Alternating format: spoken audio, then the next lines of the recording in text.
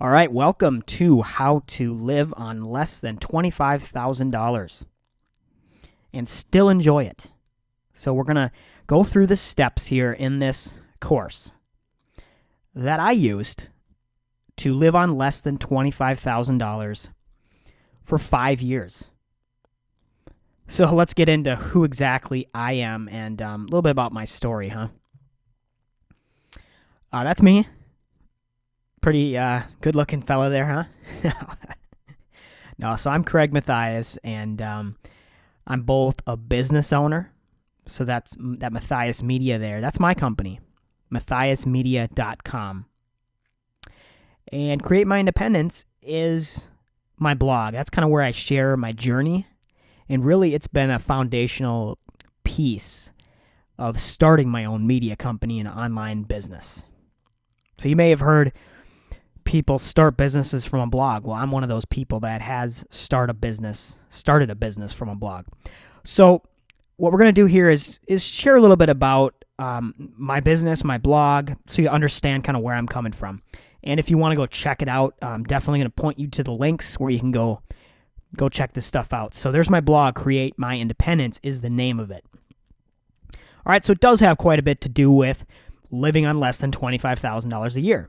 The blog actually started out under the name Young Cheap Living, which really shared that same journey, how to live on less than $25,000, how to live cheap, if you want to call it that. So that's where I started. Okay, so I started really with the personal finance blog, sharing my journey.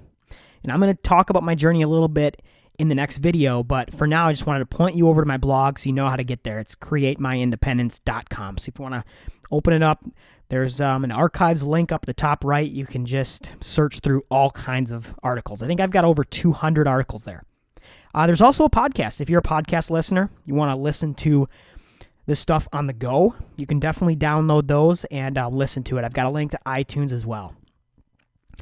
So this blog has been around. Here's my archives page, the bottom of it. This blog has been around. I've been writing on it since December of 2011. So we're looking at quite a bit of time here. Quite a long journey of writing. This isn't a brand new blog. I haven't been at this for 2 days, okay? Several years.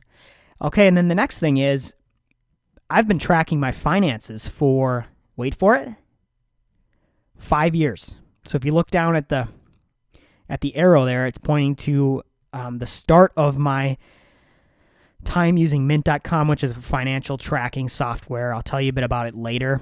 I've been doing this since January 2010, so over 5 years. I've been tracking my finances and been a Mint user. Okay, so Matthias Media here. This is my business. It's my business website. If you want to learn more about that, I do WordPress development and internet marketing services. And you can learn more about that at matthiasmedia.com. All right. And, this here is a little bit about my business. I share quite a bit of business. You know, I'm very transparent on my blog. I share it all. And I even share my income reports. So I do have an online business, and I share quite a bit about it on the Create My Independence blog. And this arrow here points to income in December of 2014 at over $5,000 for the month. So, this shares that I'm the real deal. I'm not just some guy that's saying that he started a business but didn't, or that I'm some broke dude that's, trying to do a course on how to live, a personal finance course on how to, spend less than $25,000. No, I've actually done it. I've done it for over 5 years, and now started a business that is profitable. So this isn't some broke dude just creating a course on how to make or save money, all right? Check it out by going to createmyindependence.com. Okay, so what we're going to do is we're going to go over some best practices for going through the course. Because definitely, there's all these courses are different, and I want to make sure that you guys know what to expect and that you know how to go through the course. All right, so the first thing is I would recommend keeping all your notes in one place. First of all, do take notes. So I'd recommend grabbing a notebook, maybe going over to Walmart or Target, picking up one of those 97-cent notebooks, the spiral ones, and dedicating that notebook to this course, dedicating that notebook to this cause of how to live on less than $25,000 a year. If you're really dedicated to this, you can spend $97 to grab yourself a notebook, right? And I recommend by grabbing the spiral notebook, you'll be able to keep all your notes in one place very easily. If you don't want to do that, you got loose paper or whatever, grab a 3-ring binder and do it that way. The second best practice is to keep an open mind. There's going to be some things in this course that you may not necessarily agree with, at least right away. It might be kind of foreign to you, but I would recommend just keeping an open mind, okay? Maybe they'll make more sense down the road or later as you get through the course, or maybe when you're done with the course, they'll start to make sense. But keep an open mind. That's going to help you a lot through the course.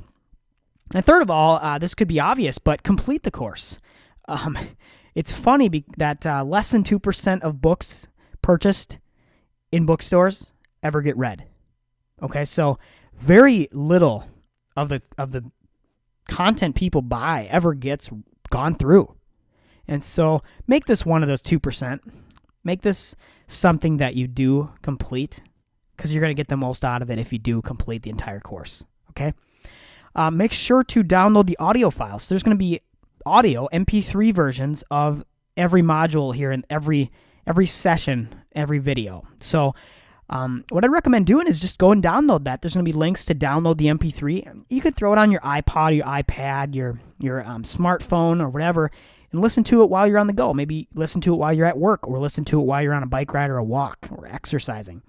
So I've made those for you so that you can take this content, listen to it a couple of times if you want, and you'll be able to listen to it and consume it very well over MP3. Also, print the follow-along guide. So there's going to be a follow-along guide of the entire course, all of the videos, and you're going to be able to print that off so you can, download it, print it off, and follow along. That's going to help, keep things organized and know exactly where you're at in the course. And there's going to be the opportunity for key takeaways at the end of each video. I'm going to kind of challenge you to think about what things that you took away from each lesson. And then what I want you to do is I'm going to encourage you to go over to the main course page on Udemy and share your thoughts. So I'm going to challenge you to think about what is it that you learned in that particular lesson. And I'd love for you to go over to the course and leave that idea, leave your thoughts over there in the form of discussion, because that's going to help all of us. It's going to help everybody, you and every other student that's taking the course. That's going to help kind of get a dialogue going. And then it's not just all about what Craig has to say. It's going to be all about other people's experience too. And we can kind of go through this as a community, go through this process of saving money, lowering the cost of our lifestyle together. And we can help each other do that. You can be a resource for other people, and other people can be a resource for you. So I would really recommend heading over there after each lesson and leaving your thoughts in the form of discussion.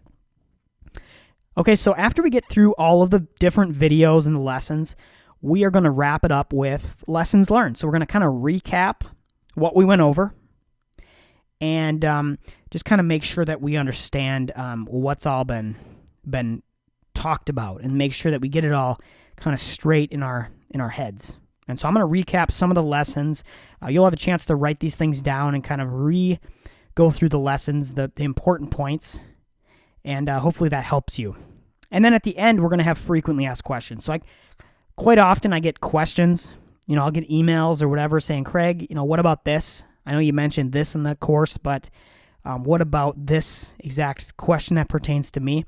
And I get several of those questions that are very similar to the others. So I think there's like 5 or 6 questions that I get all the time, and I've taken them, and we're going to address those at the end of the course in the frequently asked questions section. All right, so that's all for the best practices here of the course. I'll see you over in the next video.